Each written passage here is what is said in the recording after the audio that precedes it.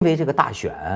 我好像开始意识到这个事情。你看前一阵儿我们节目啊来了一个那个教授，就是叫饶毅的，好家伙，在我们节目那儿都炸了，主要是因为他这个饶毅啊讲话特别那种就是绝对正确，是吧？哎，一开始这么说话的人，好多人都骂他，可是就随着我当主持，我也觉得得抑制一下他，他简直就疯魔了一样，就是说。你们他妈选特朗普，你们这帮傻子，你们完全都弄不明白，他一个要赶走华人的一个人，华人还在这么为他高兴。这批人蠢，因为你支持共和党是没有问题的，你不能支持一个反对你的种族主义者。我认为这是这批华人的问题。我是觉得，比如说，这是不是美国有点衰了？我现在觉得，你比如说我们在网上一问这个问题啊，过去就很多人就是说，我的孩子是该留学英国。哎，左蓝，你也在英国待过，在美国待过，就好像就是说，孩子应该让他留学英国呢，还是留学美国呢？就一直到现在，就说是好像说，美国现在还是中国移民呢，就存量最大的。对。然后差不多到2014年的时候的这个调查呀，也是说，华人。这个要移民最主要的方向国，也是这个美国。可是你觉得美国现在是不是就是有点不行了呢？是我相信我看的他这个过程，你看34年前里根当政的时候是一个新时代，越战也过去了，然后这个经济混乱，然后国内民权运动都过去了，然后回到保守主义，同时英国有个撒切尔。然后，尤其在他任上，差不多冷战快要结束了，就他铺好了以后，等布什一上台，就是90年的事情发生了，就苏联就没了，就这个过程跟今天完全不一样，完全不一样。但是紧接着就是经济萧条，我当中经历过好几次经济萧条，我都忘记了。他们经济萧条是公开讲的，我们现在进入经济萧条，你市面上也能看得出来。然后这立刻会变成每一届选举的一个话题。但是选举这个阵势，大家闹啊、争啊什么这种然后各种跌宕过程、戏剧性的，每一届都是这样。所以我以前不关心选举的，我不看节目的。那徐磊为什么你觉得这次你关心了呢？网上都有嘛，就是朋友圈里面也有不同的那些在美国的朋友，就包括华人的，好像态度不是太一样。就华人好像在那边都打起来了，也不一样，就是社会地位相对高的，比如说嫁入这种上流社会的美国的那个华人，他完全是就是嗤之以鼻，就是川普那个绝对是不能支持他，怎么，就是说，包括他赢了之后，都是痛哭的那种表情，跟那种就是普通的人的，就是普通华人在那儿生活的那种。表现完全是不同的，完全不同的。华人这次好像似乎是飞机啊，弄的这些这个成群结伙的那个去宣传做，好像花了很多力。就是现在哎有没他们说什么种族歧视，就是文革呀什么？我觉得那肯定跟文革也应该是两码事儿吧。但是就是说这个非常恐怖的种族歧视。但是川普就说一当选，我这2天看他们那边就是说。好，真的有人就是华人，就说我碰到在街上啊，就有人冲他说啊，说fuck you，就说中国人滚回你的国家去，就好像是不是得了势了。然后呢，好多人呐，你知道吗？现在好多人真跑到墨西哥边境盖墙去了，就是特朗普还没拨钱盖墙呢，现在好多美国人说我自己捐500万美元，我盖墙，就是要把他拦住。所以我的意思是说啊，咱们老有一种对这个头号强国的这种想象，就是我就说可以聊一个话题，就是叫中国人的美国梦碎了吗？就是因为对我来说，就是你们那个时候去美国的时候，我们就看着你们呢，你们都是国内的大明星，哇，一个个就去美国，而且那个时候你记得吗？姜文那个他们拍的那个电视连续剧《北京人在纽约》，那都是我的想象。我小时候想象什么千万里我追寻。不过神话是对中国一定是有的，因为。是改革开放以后，这个全中国人忽然多了一个想象，就美国。然后这个神话实际上从2战前后就开始了。2战时候他们曾经帮助中国就打败日本人，接管过一部分，就一段时间。所以从上一代人续到我们这一代，这美国想象一直在的，只是改革开放我们可以去了。然后短短30年，忽然就中国人在美国已经很多很多了，所以出现你说的一代半和一代这个问题。但是回到前面那个说法，就是，这跟一代半和一代不太有关系，是关乎每一代人正好赶上美国的国情在哪一个阶段。如果赶上经济好，他就有好工作、好前途；赶上不好没了。孩子赶上你在哪个州？那哪个州？就种种原因，说华人最主要的就是纽约州和加州。不光是华人，所有移民都这样。我们总会关注我们自己的群体，其实所有移民都在同一个情况当中。什么呢？很简单，前年我弟弟生了个儿子，然后我到这个医院去等着生出来，那就跟旁边的聊天，一个意大利老移民。他孩子他自己就是一代半，他是年轻时候到美国的，他的孩子就是第二代，然后他第二代都已经生孩子了，他很忧虑的跟我说，他说像我们这一代人的薪资和工作机会到这一代再也不可能有了，然后他就跟我说了很多理由为什么，但这不是我第一次听到，所以还有再说另外一个问题，就是你说种族歧视都现在你说这帮中国人滚回去。就对移民的种种，就是从川普那个言论里这透露那个讯息，从我去就开始了已经，就是先到的移民都会跟美国人一起希望解决后来的移民和非法的移民，从来就这样，从来就这样。所以我们对美国的议论，其实是因为这些年有网络了，然后中国人在那儿越来越多了，所以好像是个新问题，全是老问题，早就有了。我问你们2位啊，在美国这个生活。你觉得最初的时候啊，这个最受伤的事儿，你记得吗？或者有这种创伤性经历吗？讲几句，讲几个创伤，因为我创伤太多了。讲一个还是讲2个还是讲3个？定春秋，要不就是春秋吗？我第一个受伤的是什么？就在匹兹堡大学上课，上那个基础课，就是我们读博士学位的基础课。我们班上大概有30来个学生。外国学生嘛，大部分都拉丁美洲过来的。我大概是在班上是3个亚洲人之一，唯一的中国大陆来的。但是我拿的是匹兹堡大学大学校长的奖学金，是全大学最高的奖学金。然后在班上一句英文不敢讲，一个问题不敢提，老师布置作业听不懂。2个星期下来，班上2个白人同学，男的。就用一种很奇怪的眼神看着我，因为他们知道我拿的是最高的奖学金，他们自己在付学费的。那个眼神呢，虽然我不懂英文，当然我能读得懂他们2个的眼神。那意思就是说，像你这种白痴也值得把我们美国纳税人的钱拿那么多放在口袋里吗？他直接讲 ，no， 我就要读懂他的眼神。你觉得他心里是丁老师翻译出来的？你想多了吧？我一点都没有误读他们的眼神，眼神是有语言的。你没办法证明啊？那可以证明呢？可以证明呢？可以证明，就是患上了受迫害妄想症。这是第一个受迫害。我告诉你，你要问我多得很呢。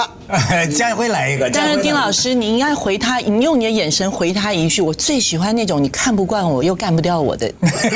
这绝是啊，我拿的是人家的钱呐。这就好像最近表情包嘛，蛮有趣的。我那个脸皮比较厚，所以都没有觉得受伤害。我的假如我像丁老师当时的情况，我不会这样想嘛。我觉得人家这样看我，一定想约，还是约我吃饭什么哈，所以我比较不会受伤害。然后呢，有时候会有一种情况，有一次我说我所谓受伤害是什么呀？那突然有一个香港女同学一起读博士班的啊，有一次不晓得一些小矛盾、小冲突，她直接就说我一句话：你看李家辉整天对着我们香港自己中国来的学生臭着脸。黑格上你说我黑口黑脸，他不知道我就长这样子吗？我说有吗？他说是啊，你看到洋人就笑口眯眯啊，就是我崇洋媚外，对，就是那种感觉，我就很受伤害了。为什么呢？我不觉得自己是这样，可是我觉得，我对于洋学生可能会笑容比较多。为什么？广东话说以笑遮丑啊，以笑遮丑。英语不好嘛，有时候别人讲我不一定全部听得懂，我就只好笑了，特别的友善，特别yeah right yeah of course， 其实我根本听个屁啊，根本不懂他讲话。那别人看起来呢，就是说，你对洋人崇洋媚外，对着我们自己人呢，黑口黑脸，我觉得我蛮伤害的。这个他讲的这个情况啊，我把你讲那个情况，我们倒遇到一个，就住在一个楼上，我们那个3层楼，那个第2层楼一个老王，我不好讲名字我记得，他是东北来的，他是学那个汽车拖拉机专业的。哎呀，这哥们喊，这哥们比我们当时还大个10来岁，他已经是中年人了啊，我们那时候还小青年。他跑到美国去以后，他英文比我们还差，但是他胆特大，每个周末都请我们同事来吃饭，跟你一样。他后来临走的时候就做了一件特别有趣的事儿，是在匹兹堡人人皆知，就是华人呐、人人皆那个，他出去的时候他已经立定为回来以后要当院长。他走的时候当时是系里的副主任，所以呢，干部说你到美国去，美国很腐败，要注意不要给资本主义生活方式辐射，回来以后就麻烦了。然后他临走的时候就跟那个学校的那个卫生所啊要了一大堆的那个避孕套、卫生套，就不要把坏的毛病带回来。然后随着他跑到美国去以后，好像没什么机会用，至少是我们的感觉是这样。他是访问学者，就是10个月就要回去了，不，我们是读学位嘛。临走的时候呢，我们到美国去跟美国人学，就是叫yard sale，就临走的时候就是把那个不要的东西嘛，就放在那个前面花园里卖掉嘛。他把所有能够东西拿着都卖，其中呢就包括来带上一大包的避孕套啊，放过期了吧？我们一看以后就傻眼，说老王啊，这个东西不能卖，因为这个传染病呢。他说我这也没用过。我们讲人家也不知道呀，美国人不知道啊，你这个在美国卖了也不在中国卖。我想起来了。他马上回去以后就拿一个大白纸牌，然后就用大那个粗的那个笔就写个 never used， 从来没用过，没用过，那才精彩了。这就像有些观众这个黑我说我的大脑最值钱，因为是新的，从来没用过。但是这个我再插一个题外话。这句话没用过，可以很幽默哈，黑你，可以很哀伤的。有人说全世界最短的小说是什么？从来没用过。对，没错，就是那个海明威写的，据说是他写的。就是说那个2句话，就是那个一双婴儿鞋子啊，这是 baby shoes never used， 就是一双婴儿鞋从来没用过。哇，就很多故事啊。很多想象，对不对？那当然，对，到底怎么回事？到底怎么回事？是买了浪费吗？还是那个婴儿很不幸去世？整个马上他什么都没说，所有的故事都有可能想到。脑海的小说再出来，这是最短的文学小说，所以他可能在赞美你的大脑 never used。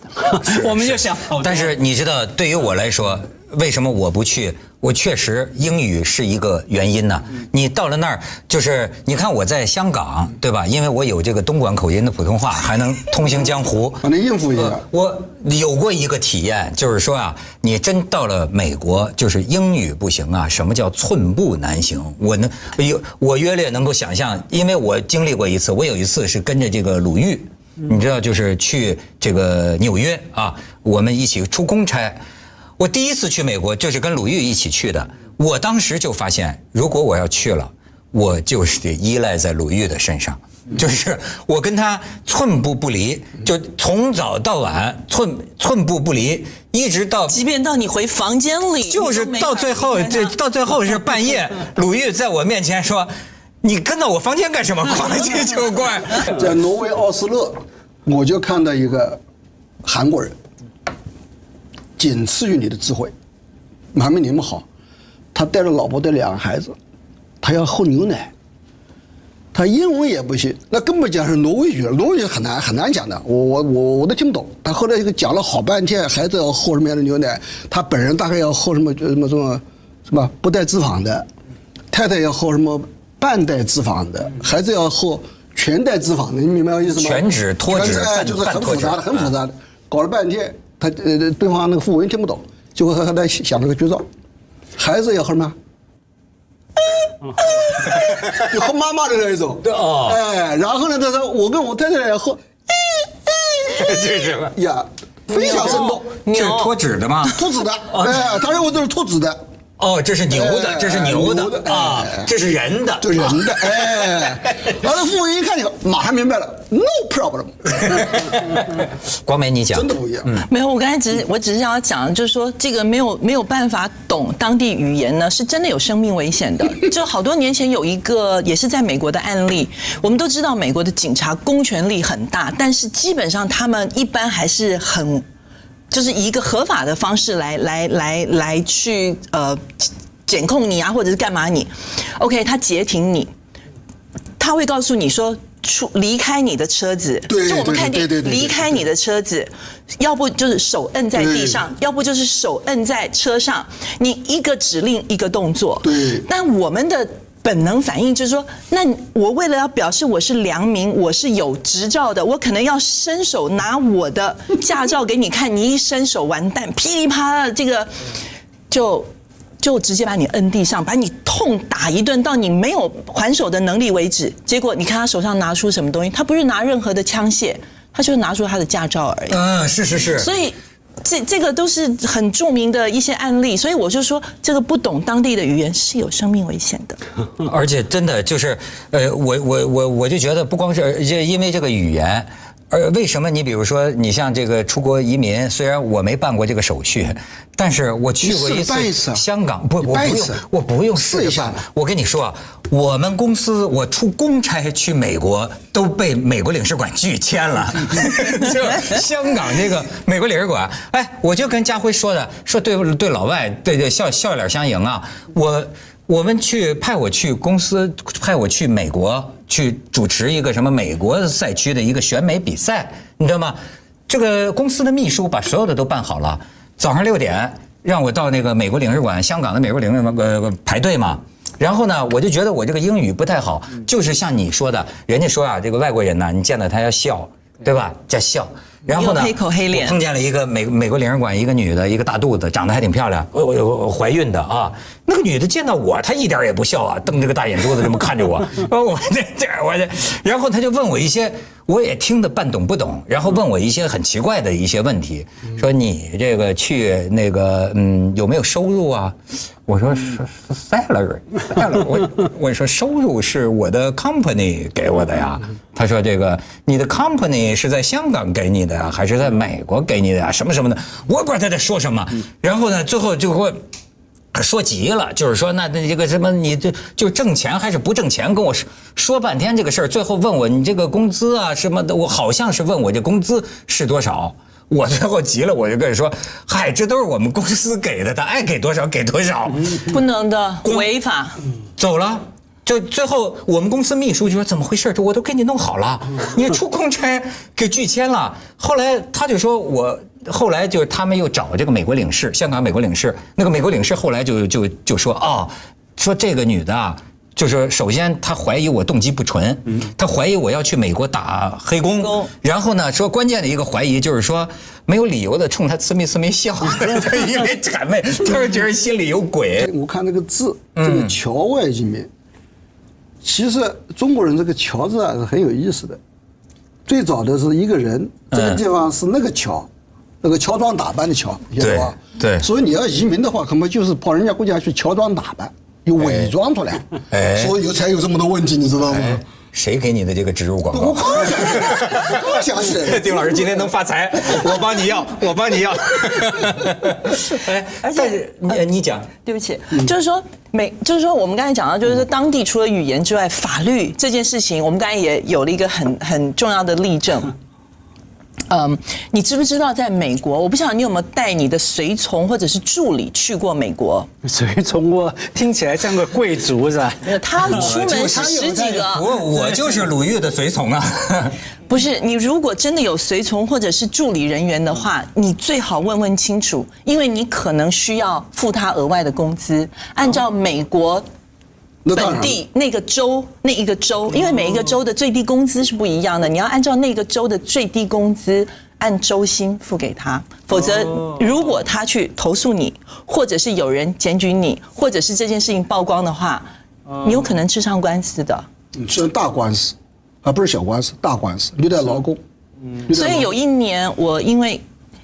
sorry，有一年我因为带了全家人一起出去，所以那一年我把那个家里的阿姨，菲律宾阿姨一起带出去了。那一年我就按照加州的最低工资，那个时候好像是1个小时是8点多美金，我就按周薪给他。他一直跟我说不用，我除了香港的那个工资照付他之外，我还付了他美国的工资。他一直说不用，我说用。你说你不用我就要坐牢了。他发了一笔小财，可开心了。哎，你们说今天中国这经济啊也好起来，现在开始出现一个问题，就是说，到底移民该选择什么，或者还是不是个好事儿？就是你看，你记得当年你们那个年代有一个人写过著名的一个电视剧叫《北京人在纽约》，在纽约，那被我们后了，被我们后那个作者姓曹的，那个作者现在已经70岁左右了，年过70了，回来了，回来在北京。又写了一本书，叫什么呢？纽约人在北京。你看，他就说，照他的观点，他就说啊，他说美国就是什么呢？叫做儿童的天堂，青年人的战场，老年人的牧场，就坟场，老年人的坟场。他就说，你这个游客去，你觉得那个好啊，空气好啊，这好。他说你，但是他提到一件事儿，他是说你没有试过美国的这个金融制度，都是负债的。就是在美国，你只要有一个稳定的工作，你还是个人。你要一没这个工作，你立马成孙子，就是因为你房贷、车贷、学贷，就说这根本就是一个，就是说他就说你被这个美国金融制度，只要你试试这个滋味啊，你就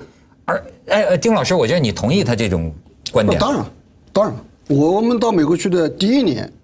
老华侨们，我看完老华侨们就看出来，当然了，这个老华侨大部分都还是属于劳工阶级，在中国餐馆里面打工的那些老华侨，你就发现很多的老华侨到老那个年纪的时候，都想回到故土。他说回到故土，我这点钱也能够使我每天喝点小酒，遛遛狗，走走路，是吧？在美国就很惨了，因为他们也没有很多的医疗保险。那就现在你那个问题，我觉得很有意思，就是说今天中国富起来了，而且全世界的科学技术啊、通讯啊都很发达了，很简单了，是吧？还应该不应该移民？需要不需要移民？移民对不对？好不好？我一直坚持这一点。如果在你自己看起来，移民是一条好的道路，我建议你一定要试一试，试成功了，也许你能够开辟一个天机。试不成功，你再回来嘛。侨外移民给的钱不少啊，试不成功你再回来嘛，交学费嘛。我觉得先移居吧，先移居，再考虑移民，因为我觉得看世界是很重要的一件事情。但世界那么大，你哪知道哪儿才是最适合你的地方？你不试，你永远不知道。我强烈建议，现在有本事的人不要听他们讲，哎呀，我明年移民到英国、美国、法国、德国，这算什么玩意？全世界都知道。你有本事现在移民到非洲最偏僻的地方去，到那地方当酋长，那才是大牛。是吗？那现在估计那个能免签是吧？直接非洲人民欢迎你。那现在移民的关系不一样嘛？我们那个年代讲的真的是一去壮士一去不复回那种感觉，或者说我去了不成功我就不回家，衣锦还乡这样。现在不是嘛？我可能去为了某些原因安顿了小孩，或者说拿了护照飞来飞去。现在都是在城市跟国家之间飞来飞去，所以刚说，其实移民，假如不管叫移民还是移居，有一段那个在外面生活的经验非常美好。所以其实呢，我现在觉得就是说，站在这个历史的高度上哈，就是有那么一句话，这个中国人呢，作为人口最多的这个大国呀，我已经看到过去是这样，现在是这样，未来也必然是这样。就是说啊，凡是有太阳照到的地方，都会有华人。这其实从历史上看，甚至跟中国的经济发达还是不发达都没有关系。最近你看，我看有的学者就研究，就说我们过去认为啊，就说中国好像什么曾经有个阶段闭关锁国，那是一段很短的时期。比如说明清时候曾经短暂的这个海禁，其实说中国人封闭啊是一个误读。就中国几千年历史上啊。你比如说丝绸之路，或者说是这个海外，比如说宋朝、南宋，这个中国包括这个郑和下西洋，就真正说那个海禁呢，是历史上一个较短的时期。大部分中国历史上大部分的时候啊，实际永远一直就有华人往海外走。你中国在世界上最不牛的时候，他们也往海外跑，对吧？就是南洋华人。你现在中国经济好了，他一样都往海外跑。所以说，我觉得基本上从这个历史上来讲啊，最后咱们这个遍布全球啊。是不成问题的事实。现在已经遍布全球，已经遍布全球了。刚才说有太阳的地方就有华人移民，现在没有太阳的地方也有华人移民，就是北极南极。北极南极。北极南极，我的普通话没太阳吗？那个地方一年大概8个月。极夜的时候。对。你像那个，实际上你像我们那个读书的时候，有一句话我到现在我印象都很深刻：一部人类文明史，就是一部人类移民史。就是一部华人移民史，华人是这个中间的一个很重要的一个主干。哎，人多嘛？对，你们两位就是我们看到的结果，是吧？面色菜绿。好，谢谢。这个川普其实更厌恶的是全球化啊，就是以 WTO 和北美自由贸易协定为代表的全球化。在过去的30年中，资本是逐利的嘛。所以，美国的企业一定会把这些制造业转移到生产成本更低的国家去，墨西哥呀、亚洲啊，很多国家，啊，这么一家接一家的企业搬移，这会导致整个产业链连根被拔起来了，啊，大家都跑到其他地方去投资了，那美国的工业就会千疮百孔，也就是制造业会衰落，这个是川普发现的一个严重的问题，啊，所以他对于全球化这种反感。是由于他们牺牲了美国的高薪就业岗位。那么，对于现在商业帝国他们主导的这个 TPP 和 TTIP， 可以说是一种深恶痛绝啊！为什么？因为这2个贸易协定，一个是面向亚洲伙伴，一个是面向欧洲伙伴，它从性质上已经远远超过了传统的全球贸易的这样的一个架构。它从本质上是商业帝国这些跨国公司们跟参与国家的主权政府分享主权的这么一种性质。怎么来理解呢？就是商业帝国这个跨国公司在很大程度上拥有了参与国的立法权和司法权。你比如说，你如果参加了 TPP， 那么你这个国家本国政府是不能随意制定有损于这个跨国公司的这种法案的啊。其实这就是一种司法权的践踏。如果说双方产生了这种纠纷，最后的仲裁是在纽约那个仲裁法庭。也就是剥夺你最高的司法权的权利，啊，所以这种权利是对于各个主权国家的一种很深的介入，它这个力量，这种威力啊，要比当年殖民时代的治外法权要厉害多了。那么为什么其他国家愿意加入？啊，因为像日本、澳大利亚这样的国家，国内也有很多跨国公司，日本的跨国财团、澳大利亚这些大公司有的是。他们的利益吧，应该说本来就跟商业帝国是一致的，或者说本来就是中间的一份子。也正是由于这帮人在日本和澳大利亚国内的这个大力游说，才迫使日本和澳大利亚政府他不得不牺牲主权，然后让这些大公司去获取一种更高的利润。那为什么穷国要参加？像越南，像很多这种国家为什么要参与呢？某种意义上来说，这些穷国也是在牺牲主权去交换经济增长，啊，我们形象说就有点像穷人不得不卖血去换馒头吃，是一个道理。这个川普意识到，如果 TPP 和 TTIP 一旦搞成的话，那么对美国工业的打击会比现在这个全球化这30年要严重得多。为什么？因为他们将会在各个国家获得更大的权利，甚至包括司法权和立法权的一部分，这就会使他们处于更加有利的竞争态势，啊。有更大的权利啊，有更自由的这种资本进出的这种法案的保护啊，还包括更好的这种优惠条件，这就使得这些公司相对于在美国境内仍然生产的这些公司来说，会形成巨大的压力，因为对方的条件太优越，导致美国的公司仍然在美国进行生产的公司面临一个选择，就是如果你不走，你就会死掉，所以这会加速这些公司流向这些新的商业帝国，所谓新的边疆啊。在这样情况之下，那么美国的工业衰落将会加速。正是由于川普看到了这一点，所以他把这个问题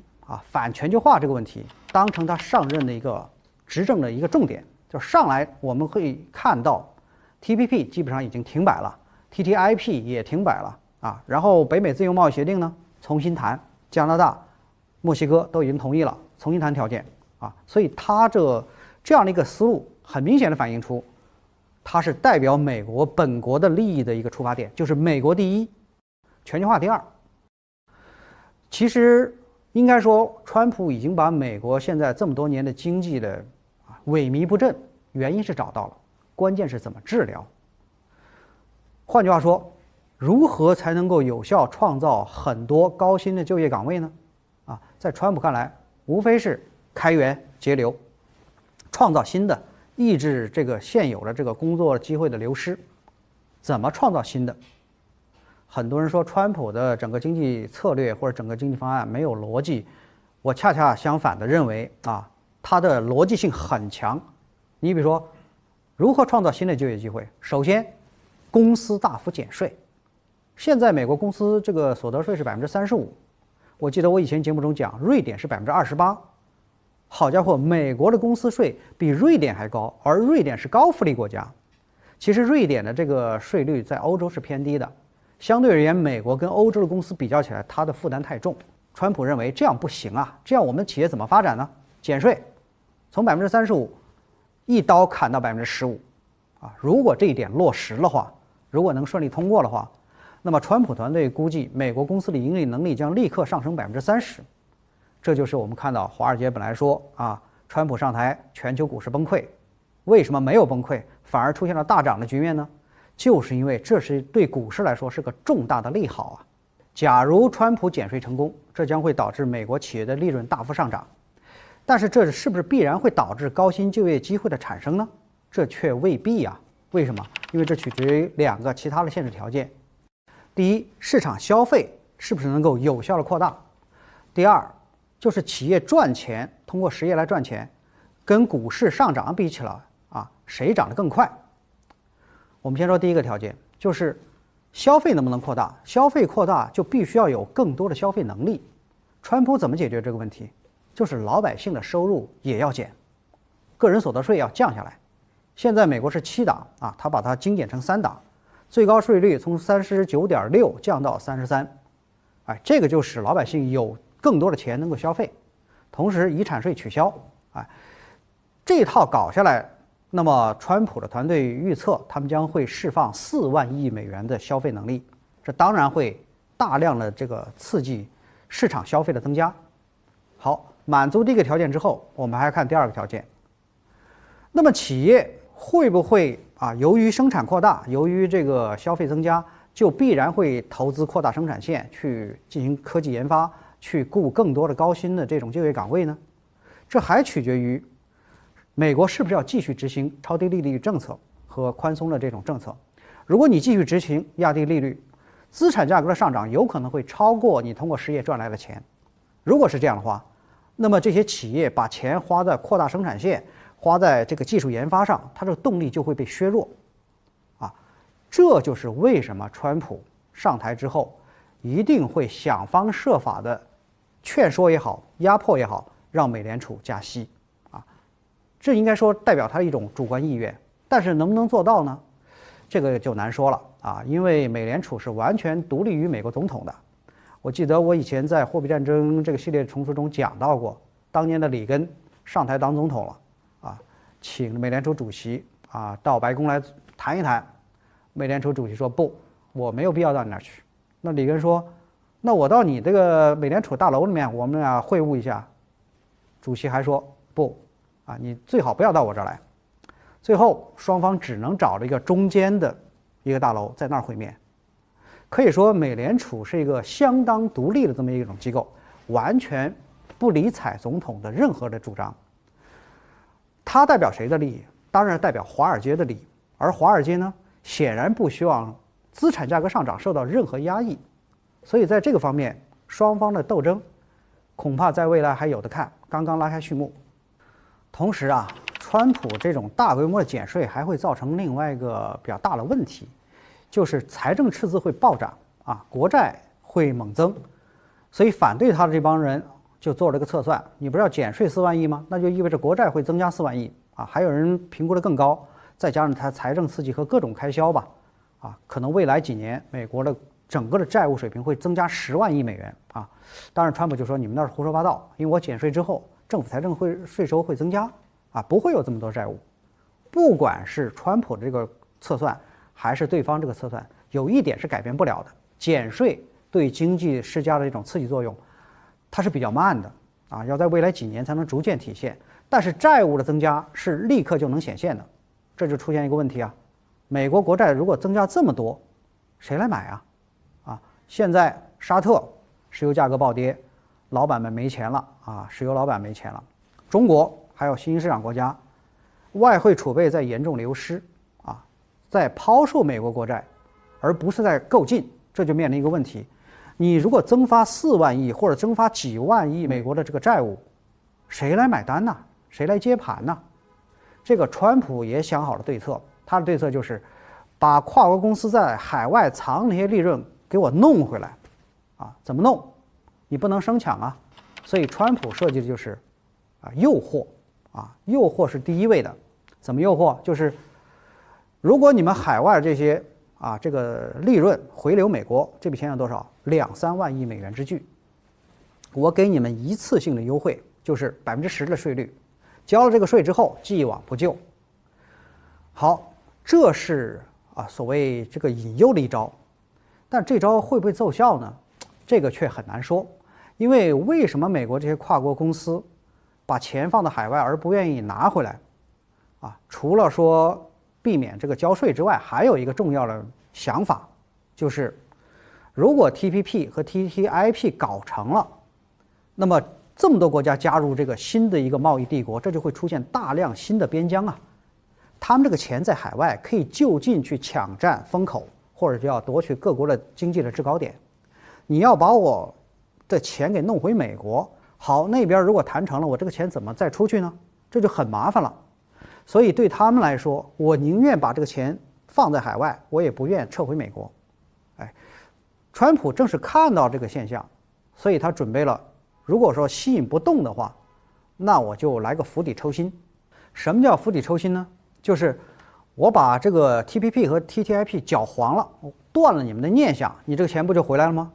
所以川普的想法是，我先把钱给你弄回来，然后再把你们这帮人给弄回来。他反全球化的主要目的就是为了迫使美国的跨国公司回流美国本土，这是他的根本目的。回流美国本土才能创造高薪就业机会，否则的话，美国经济就不会真正的振兴。好，如果说这招还不管用，他就要采取第3招了，这就是打了啊！既然你们不听招呼，就惩罚你们。他这个打呀，怎么打法啊？就是我们看到他对这个中国说如果说中国这个人民币汇率被定位成汇率操纵国的话，那么将对中国采取一种高关税的政策，45%惩罚性关税。好，其实这个中国商务部也好，美国的这些智库也好，都做过研究，在中美贸易之间，这个所谓的贸易顺差，80%都是源于商业帝国在中国的公司所产生的，也就是这帮人躲在中国的面具之后，利用中国的税收减免政策，利用这个人民币被低估这样的一个现象等等其实赚了很多的钱，但是体现成了中国的贸易顺差。川普的这个45%当然会影响到中国的很多企业，但是他主要的杀伤的对象，他认为他在惩罚这些吃里扒外的人，因为你在这么不合理的情况之下，你会导致美国的企业没法生存就是他如果不跟着你们走，他就会完蛋。所以他要惩罚的是这样的一种他认为不合理的状态。其实川普这个人是个商人，他是做交易出身就是任何东西都是交易，商人的本能。所以在他看来，如果是一家中国的公司，你所生产产品在美国有市场，为什么不做贸易呢？但是如果你们这帮人躲在中国面具之后这么来干的话，而且抢走了美国高薪就业，这些人需要惩罚。如果我们按照川普这个思维方式来进行推导，假如他真的最后成功了，你把这些跨国公司给逼回美国本土了，他会面临什么问题？会面临美国本土基础设施严重的这种落后、老旧，已经严重落伍了可以说，在过去半个多世纪以来吧，最后一次美国大规模新修基础设施是在50、60年代，全国当时修高速公路。自那以后就再也没有修过任何大规模的基础设施了。你像北方的这个五大湖地区的这个铁锈地带，6万多家企业被关闭了。好，那为什么还要修公路、铁路、机场呢？没有必要了。正是由于没有工业增长的需求，所以就没人愿意去投资基础设施，用不着。啊，你比如说在弗吉尼亚地区，你看很多这个老的这种区吧，它那个电线杆往那一杵都杵了50多年了，半个世纪了。在前2年一次雷阵雨，还不算太大雷阵雨，就导致大面积的停电，甚至有些家庭停了1个星期，基础设施就已经严重老化到这种程度。在这个华盛顿首都啊，我94年去的啊，94年我就听说要修一条地铁，从它这个市区这个站一直连通到达拉斯机场啊，那是个国际机场嘛，每个城市的国际机场都必须要有地铁通到市内，这是常例。但是这条地铁线有多长呢？一共才20公里。1994年我听说要修，一直到现在修完了吗？还差2站。好家伙，这样算下来一年修的这个里程还不到1公里，这也太落后了。这落后到什么程度？就是爬也爬到了。那么整个你会看到美国的基础设施这种落后的现象，不仅存在于这些地区，不仅存在于工业区，基本上各大城市都面临一个严重的问题。美国全国到现在没有1公里的高速铁路，中国都16000多公里了。为什么会导致这个现象？就是因为伊拉克战争和阿富汗战争。这个事儿想起来就让这个川普这帮人窝火。为什么？打了10几年，花了6万亿美元，这笔钱如果用到美国基础设施，可以足够把美国基础设施更新2遍。所以川普他从一个商人直觉认为，这笔买卖亏到了骨子里，得到什么效果了？得到什么政治上的目的了？除了几百万难民现在在欧洲、美国横冲直撞，导致恐怖主义这个进一步扩散啊，世界各地更加不安全之外，唯一养肥的就是国防部那些承包商们啊，所以他认为这种搞法不应该再继续。那么在我看来，面临这样的一个局面，川普要做的必然是全球战略的收缩啊，因为2场战争使美国确实是伤筋动骨。缺钱缺得太严重，你既要进行国内基础设施建设，搞国内经济，创造高薪就业，同时还要在国外维持世界警察这样的一种权利，这2方面是不可兼得的，你的财富是不够的，怎么办？必须得收缩。怎么收缩呢？这就是我们看到特朗普很早就放话，他想跟普京谈和。这招是什么意思？在我看来，就是在中东地区要进行战略止损啊，不能再把钱无限制往那儿投了。其实在他看来啊，就整个北约东扩啊都是错误的。你比如说他现在评价北约，就说北约是个过时的机构啊，冷战都结束了，还搞什么北约？这绝不是心血来潮。因为在北约那个机构中间啊，我们可以看到其实有大量的既得利益集团，比如说各国的军火商、各国的这个私人安保这种公司、雇佣军啊，还有各种投机利益分子啊，这种北约东扩，比如说扩展到乌克兰，目的是什么？当然是看中了乌克兰大量的这种自然资源啊。为什么要去跟普京斗啊？妖魔化普京，很显然就是为了把他赶下台。最终目的是什么？当然还是要重新瓜分已经被俄罗斯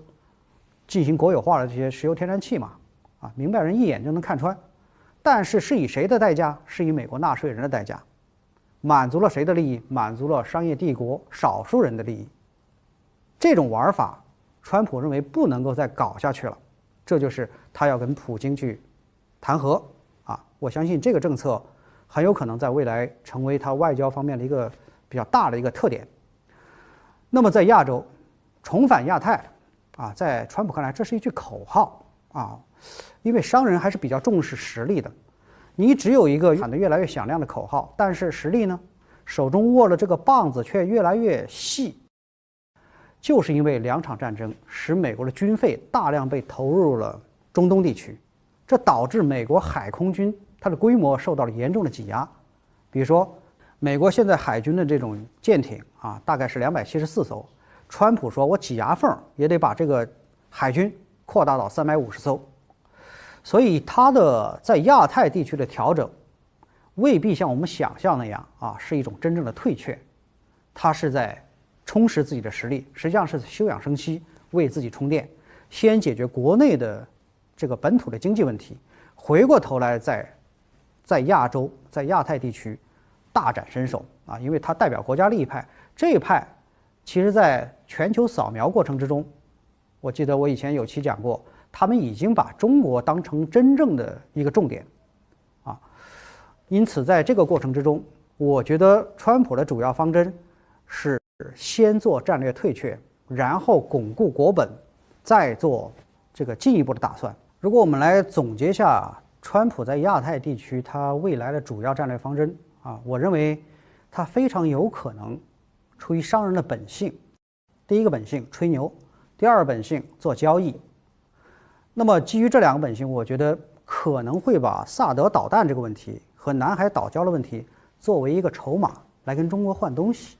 注意啊，美国这个玩法是很有意思的，就是萨德导弹它还没动一兵一卒，只是放出了个消息，这就成了一个筹码，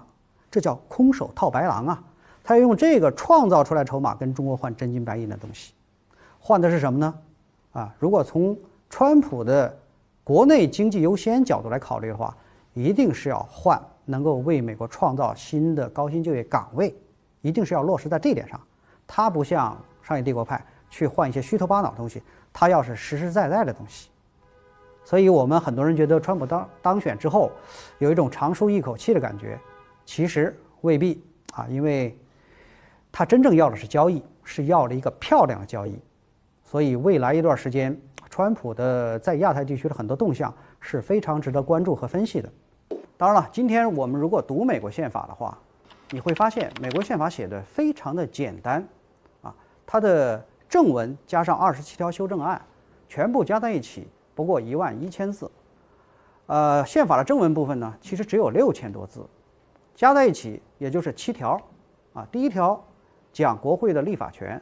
第二条讲总统的他的权利，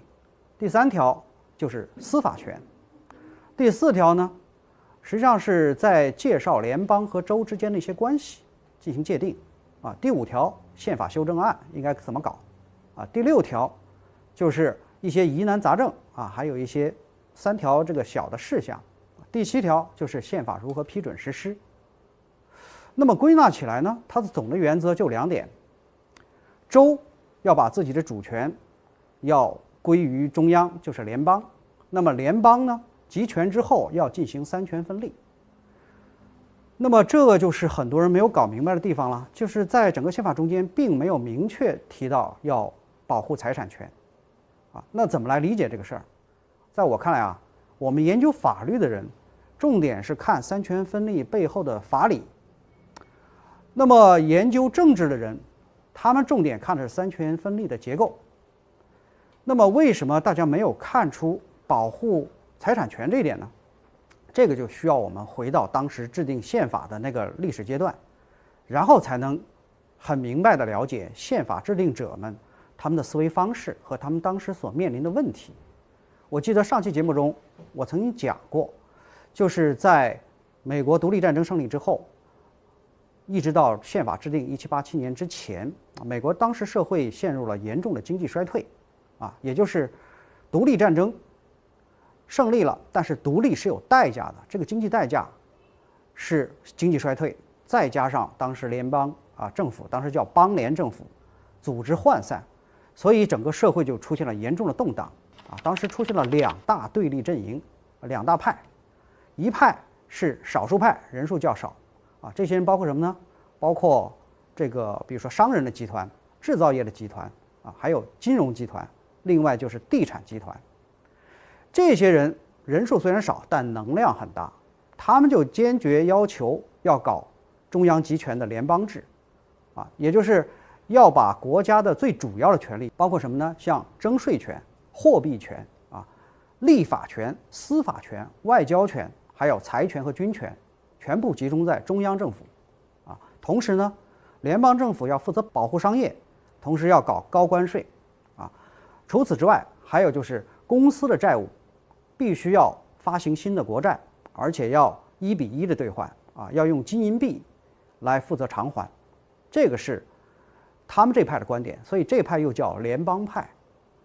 那么与他们的利益相对立的呢，是另外一派，就是人数占人口90%以上的就是中小农场主们。他们的利益出发点截然不同因为他们在独立战争过程之中，生产遭到了严重的破坏，而且他们很多人都去参军，40万去参军，当时在美国整个青壮年劳动力中占了50%以上所以生产遭到了破坏，然后付出了巨大代价，还死了很多人。结果呢，战后他们的由于他们严重负债累累，再加上经济衰退，所以他们强烈要求休养生息减轻赋税同时呢，要允许各州发行自己的纸币，也就是要搞通胀，用通胀的办法来缓解他们的债务压力当然了，少数派一看，你如果搞通胀的话，我们债权人的利益就遭到了损失，也就是我们的财产权遭到了破坏。注意这里的财产权不应该狭义的理解成就是每个身家的财富包括房子、地产这些呢是狭义的财产权。其实还有广义的财产权。广义财产权就是什么呢？债权投资收益，包括商业机会，这个叫广义的财产权。也就是说，宪法最终要保护的不光是一个防止打砸抢这样的暴力事件，它更主要的是要保护一种商业的环境。所以双方在当时产生了激烈这种争议，而且已经发展到了暴力对抗的程度。你比如说我上期讲到的马萨诸塞州的谢斯带领好几千人发动了武装起义所以导致了马萨诸塞陷入了内战。同时宾夕法尼亚也发生了很多暴力的这种动乱，南方的卡罗来纳也出现类似的这种大规模的社会骚乱所以这个时候如果说按照民主的原则民主政治来看的话，那么占人口多数的农场主他们就会占上风他们实际上在很多州在地方的这种议会中已经占了非常强势的地位。那么他们就会按照自己的意愿来强迫少数派承担更多的损失这样的话少数派就认为你们这叫多数人的暴政，侵犯了我们少数人的利益，所以联邦派的这些人就不能够允许这种现象出现那怎么办？怎么保护自己的利益呢？因为对方已经采取暴力行为了，所以联邦派中间的少数极端分子他们就说我们应该商人出钱支持军队，然后搞军事独裁，甚至实行君主制，把华盛顿选出来当我们的国王。那么联邦派中间的少数极端分子你比如说像汉密尔顿罗伯特莫里斯，这是两个灵魂人物，他们俩就开始去鼓动那些军官因为这些军官已经常年没有拿到军饷了，谢斯也正是因为这个原因起义的也就是说鼓动他们进行军事政变也就是迫使联邦政府接受他们的这种联邦派的这种主张。正在这种兵变要爆发了最危急的时刻，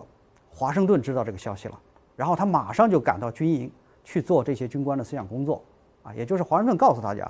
无论发生什么情况，军队都绝不应该介入政治去推翻民选政府，这是不能容忍的。当然这个事情后来被压下去了，所以我们可以设想一下当时美国出现了一种严重的这种局面，这种危险程度到了一种什么程度？多数派在发动武装起义，少数派在密谋策划军事政变，所以双方围绕着这个财产权，就是经济利益这个问题，已经达到了水火不相容的程度，甚至有可能爆发流血和内战。那新兴的这个合众国，就是美国刚刚成立嘛，非常有可能陷入内战，甚至崩溃这样的一个局面。也正是由于这么危险的情况，所以联邦派中间的骨干分子，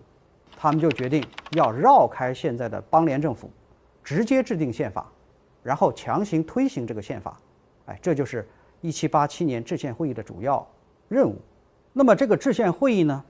就是各州推选自己的代表，一共来了55人。这55人中间，中小农场主利益的代表一个都没有。如果我们分析一下他们的组成，你会发现很有意思。40人手上是持有大量公债的，就公债债券然后呢，24人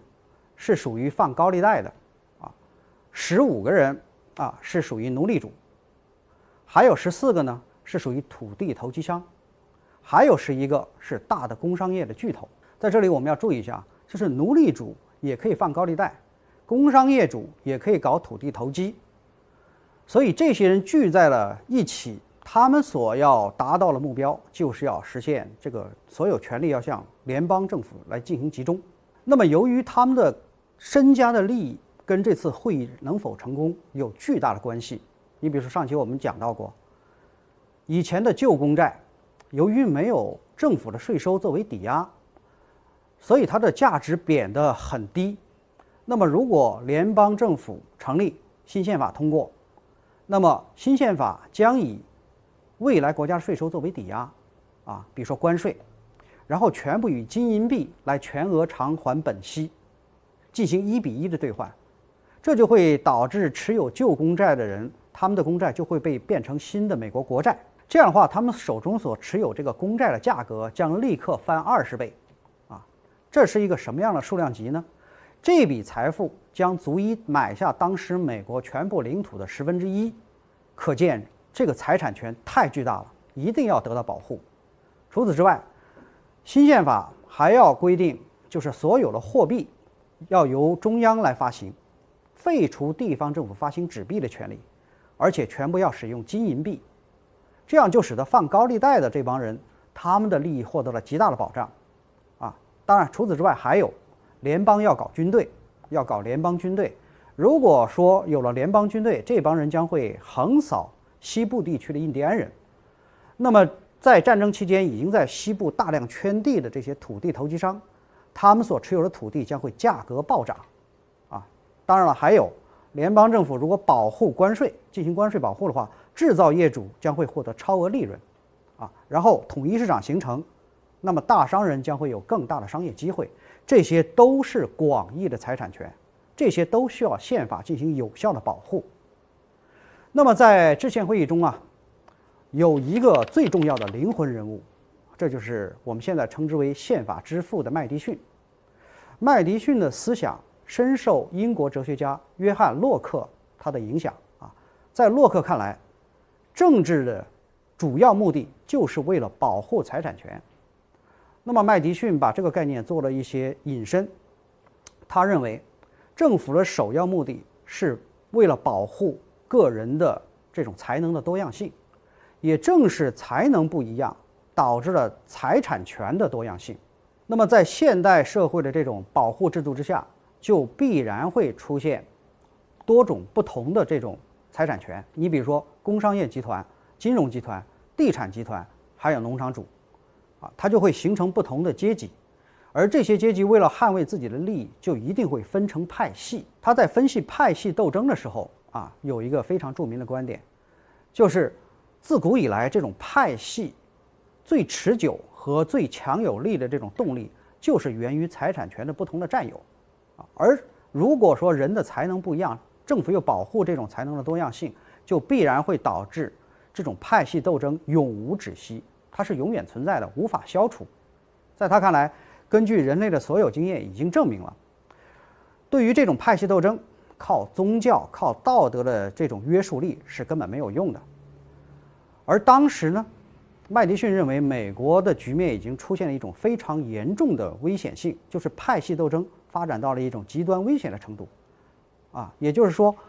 多数农场主有可能结成压倒性的优势，那么为了满足他们自己的意愿，会去侵犯少数人的利益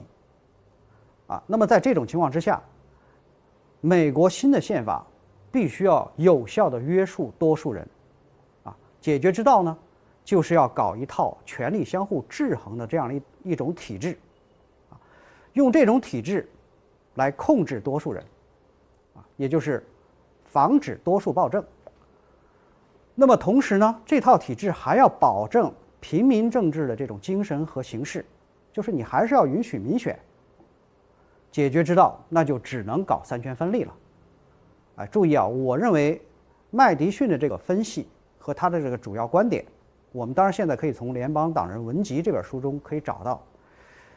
他的这种观点应该说是最准确地反映了美国宪法制定的最核心的这种中心思想。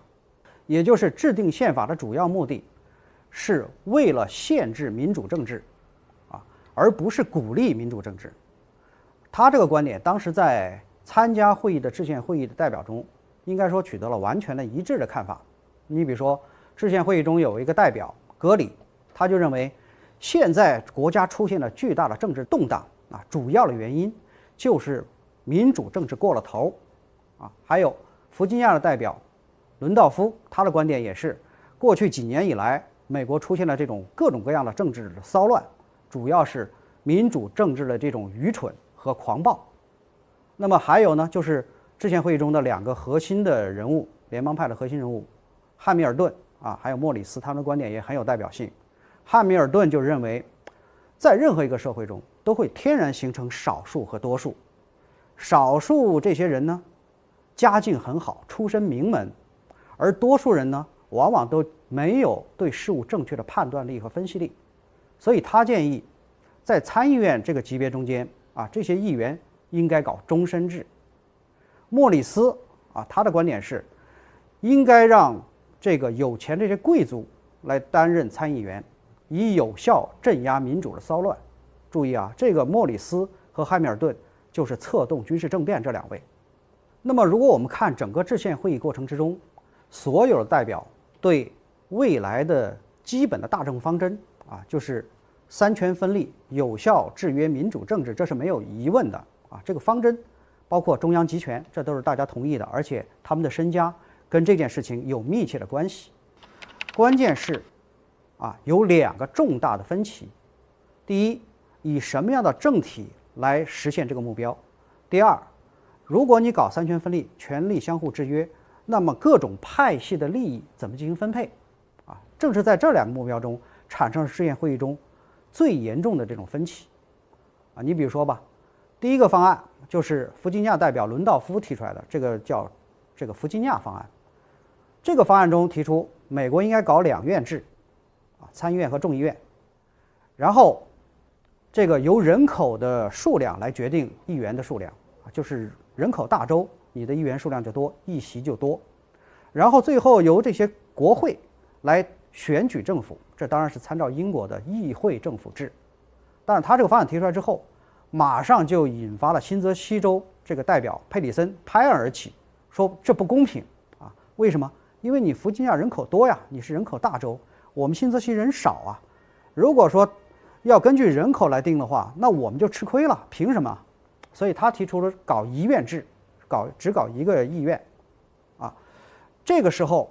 我们看到他的分歧的观点的核心就在于，新泽西方案搞1院制，每个州都是人数相等，议员人数相等，保证大家权力对等所以两边就开始掐得很厉害。你会看到人口大州全部都支持弗吉尼亚这个方案，而这些小州全部都倒向了新泽西。双方争论到这个最激烈的时候，几次休会马上就看到这个制宪会议马上就要解体了吵得昏天黑地。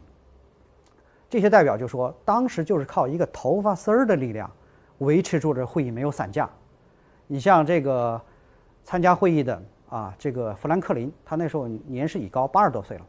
那个时候就大呼人类的智慧已经无法解决这么困难的问题，双方斗得太厉害，所以他建议我们再开会，一开始大家先祈祷，人的智慧已经不行了，我们必须要借助神的力量才能给我们指引。当然在我看来，这个会议最终没有谈崩的最重要的原因是每个参加会议的人，他们的身家切身利益都跟这个会议的成败有巨大的关联，谈成了所有人身价暴涨，谈不成大家没有任何好处，为什么会谈崩呢？所以最后必须要妥协。那么这种妥协的结果是什么呢？就是搞2院制，在地位较高权力较大的参议院实行每州平等，每个州设置2个参议员，1人1票，大家都是平等的，这样小州表示可以接受。那么在众议院众议院就搞人数，按照人数来，人数多的议席就多，3万人选举1个众议员，这样的话大州也觉得很平衡，觉得这样很公平。那么蓄奴州呢？蓄奴州的这个奴隶人口按照3/5计入也就是1个黑人奴隶相当于3/5个白人。为什么是3/5？这就涉及到经济利益的平衡了啊，因为当时在美国，北方有7个自由州，南方是有6个蓄奴州。北方重点发展工商业啊，就是我在以前讲到的新英格兰模式；南方呢，主要发展种植业，就是弗吉尼亚模式。这样就会导致一个结果呀，就是北方的这些人要发展工业，就要搞关税保护啊，那就是从欧洲进口的这些工业产品价格就会抬高，而南方就非常担心，因为这个政策对他们非常不利。南方搞种植业，种植业搞出来农产品是要到欧洲去换工业产品的。好，你这搞高关税就等于是物价上涨了，啊，也就是我吃亏了，南方的财富会被转移到北方去补贴工商业，所以南方各个州非常担心这个事儿。那由于他们搞这个奴隶制，就导致了这个地区的白人的相对比例偏小，就跟这个我们当时说的巴巴多斯情况是一样的，白人的移民不愿意去这些地方，那怎么办？人数偏少，那在众议院选举中间，你的议席就很少，通过议案你就阻止不了，所以他们强烈要求，黑人的奴隶必须要按照1:1计入总体人口，这样他们就会获得更多的这个众议院的议席。北方州说没问题啊，但是现在由于这个征税权已经归于中央啊，已经归到国会这儿来了，在未来征税的时候，它是按照人口比例来分摊，也就是人口多的征税额要大一些。那这样一计算，南方的白人就觉得吃亏了，因为奴隶计算之后，他们的人口变多，那么未来你相应承担的税负就大，所以他们在摊税这个问题上，他们就坚持黑人的人口在摊税这个问题上不能算入人口，只能算白人的资产。那北方这些州就说你这叫不讲理呀，两个好处你都想占，所以双方又开始掐，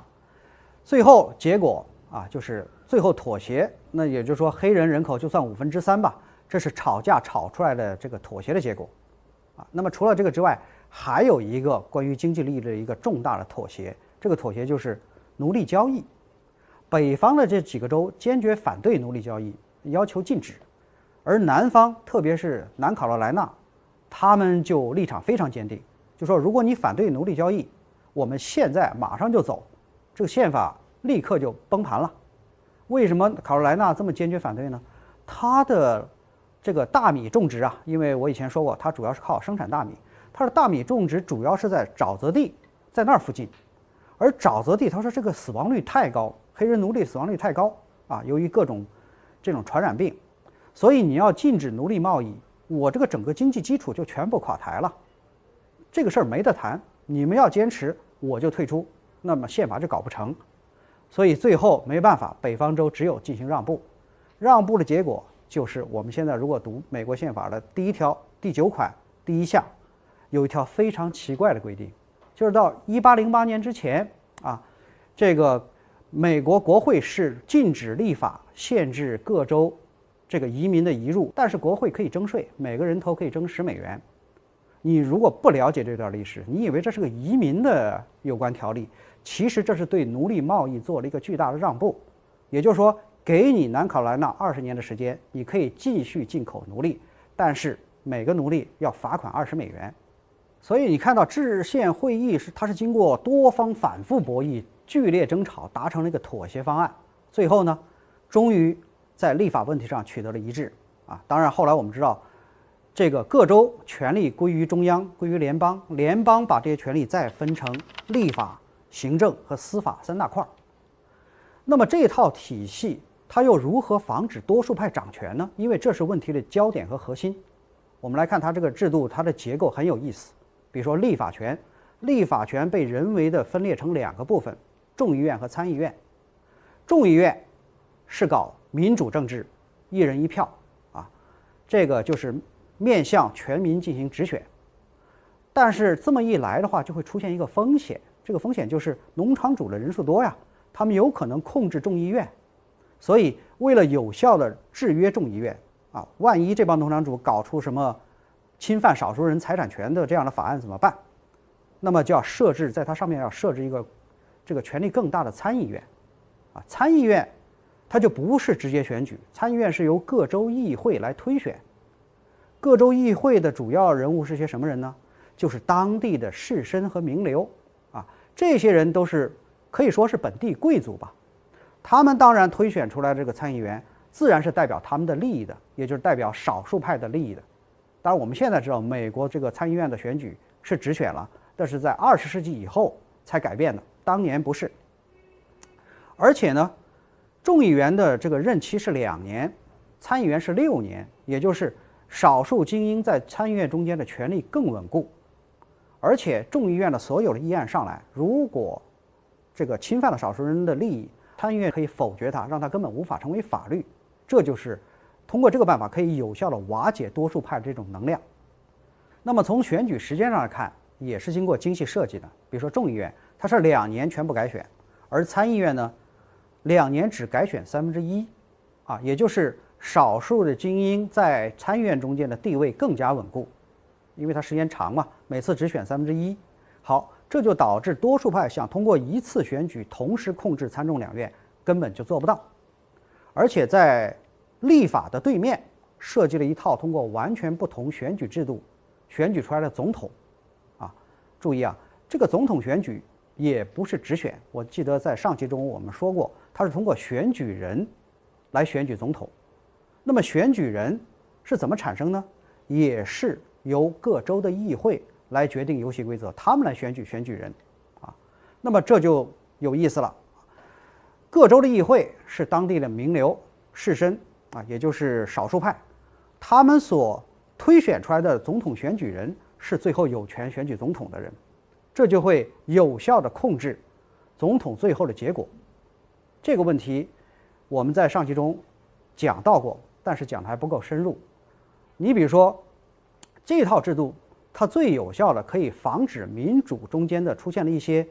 这个杂音比如说突然有一派或者有某个人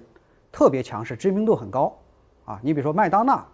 他是全美国都闻名的一个歌星，他如果要去竞选，有可能吗？在选举人制度之下是绝对不可能的。第3党、第4党这些小党派在选举人制度之下也不可能出现，原因何在呢？比如说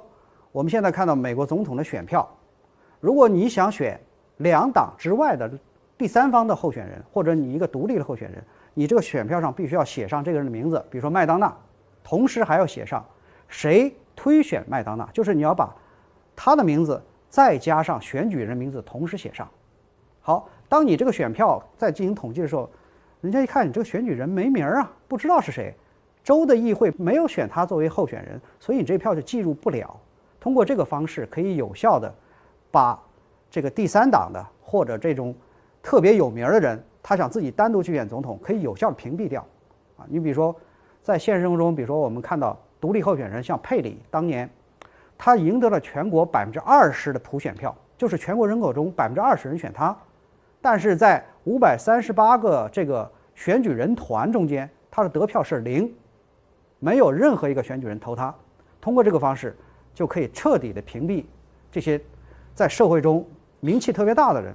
但是不属于任何党派，不属于2党任何一党的人，他是绝对没有希望赢得选举的。这是一套很厉害的制度。好，如果在众议院和参议院都出现了这个多数派掌权这个情况，比如说他们通过了一个非常不利于少数派的一个侵犯他们财产权的一个议案，总统是有权否决他的所以通过总统，这又是一道防火墙，可以有效的再次制约多数派的这种权利你的法案通过不了，总统可以否决。那么除此之外，我们来看这个总统任期和总统选举也是有意思的，它也是经过精心考虑的。总统是4年，它不是这个参议院的6年，也不是众议院的2年，这就搞出了3套选举机关的3种不同年限的选举制度。多数派要想同时控制这么复杂的系统，基本上是没有希望的，或者根本不可能。从这个意义来说，有效地防止了多数派任何侵犯少数这个财产权的这种议案的通过，基本没戏。假如出现了极端少数这种情况，真的出现了一个法案，它侵犯了少数人的这个财产权，又怎么办呢？这就是第3道防线，最后一道我称之为是熔断机制，就是最高法院最高法院的法官当年是6个，现在是9个，这帮人起到了熔断机制的作用。大法院的法官们完全不是通过选举的，他们是怎么出现的呢？是总统和参议院共同推选，而且是终身制，换不了。那么总统我刚才已经说了，在他前面我们看到有州议会，然后再有州议会推举的总统选举人团，然后再到总统，这中间有3道防火墙。参议院也是这么出现，有2道防火墙。所以到最后这个最高大法院法官的这个位置的时候，他跟选民中间隔了好几道防火墙。由于是终身制，除非他是自然死亡或者选择退休，否则任何人换不了他们。如果你要等自然淘汰的话，有些法官活着寿命很长，活80、90岁的人比比皆是啊。那就是你至少得等半个世纪，才能够把法官这套体系全部换掉。好家伙，法官这一帮人，他们这个巨大权力是什么？就是可以宣布任何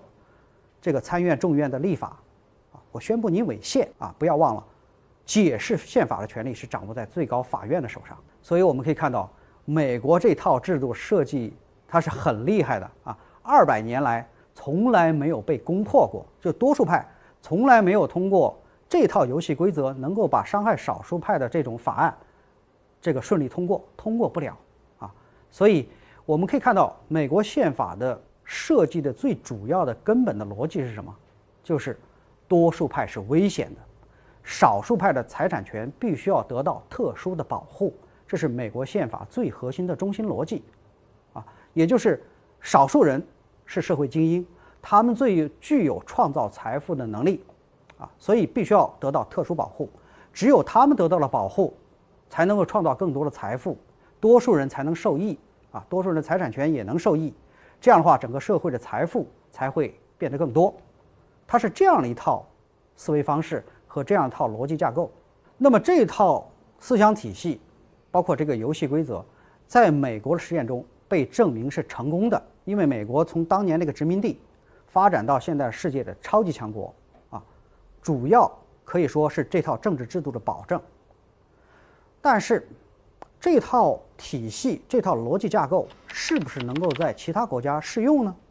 也就是少数人的财产权必须要得到特殊保护，这个逻辑是不是放之四海而皆准的呢？这就必须要经过深度的分析。这个逻辑在我看来，它存在着2个非常重要的隐含前提。第一个隐含前提就是多数人必然会伤害少数人，这是一个重要的前提。有了这个前提，你才能得出这个结论：少数人必须要得到特殊保护那么我记得我以前在讲北欧模式的时候讲到过，北欧的模式发源于维京海盗时代。在维京海盗时代，船长和船员它就是一个少数和多数的一个组合，但是这个少数派和多数派它形成了命运的共同体，双方无论谁伤害谁，最后的结果必然是共同灭亡，没有任何的回旋余地。所以你会看到，在海盗精神中间当船长是要付出很大的代价的，就是船沉的时候，船长是最后一个弃船的。现代的北欧的民主制度，如果是继承于这个维京这个精神的话，你会发现它非常不同于北美，它就是一人一票，是一个典型的民主政治。所以在这样的一个制度之下，选举出来的一定是代表多数人的掌权那么这些人去伤害少数人的利益吗？没有。北欧同样很发达，北欧的社会同样很富裕可以说大家安居乐业，财富水平也很高。其实西欧的情况也差不多，大家都是一人一票民主选举也就是说存在着跟美国这种少数人必须要得到特殊保护相反的这种案例。这是第一个隐含条件。第二个隐含条件就是少数人为什么需要特殊保护呢？因为少数人所创造出的财产权是完全属于他们自己的是完全排他的，这也是一个重要的隐含条件。但是这个对于其他国家是不是必然适用呢？比如说我们想想看，维京海盗们的财富它一定是靠集体的努力才能获得。在荷兰这样的地方，它是围海筑堤也就是必须要通过集体的力量才能把大海拦住，因为它水平面很低你如果不通过集体力量，围海筑堤就不会有良田。中国呢也是一样，如果不靠集体力量，就不能够兴修水利自然灾害就会很频繁，像历史上黄河治水，道理是一样的。所以这些国家，它的情况跟北美它就不一样比如说在四川地区都江堰，它就是2000年前，李冰父子带着四川的老百姓兴修了水利，纵横中国南北的大运河也是这种情况。那么这种情况说明什么？说明这个世界上存在着2种不同类型的国家。美国它是属于移民国家移民国家就是大家白手创业，到了这个国家之后什么也没有靠我们自己家庭的这种力量，我们要克服所有的困难，我们要克服所有的危险，所以创造出的财富全部属于我，跟任何人没有任何关系。所以在这样的文化传统之下，他对财产权的认识就是有一种强烈的排他性。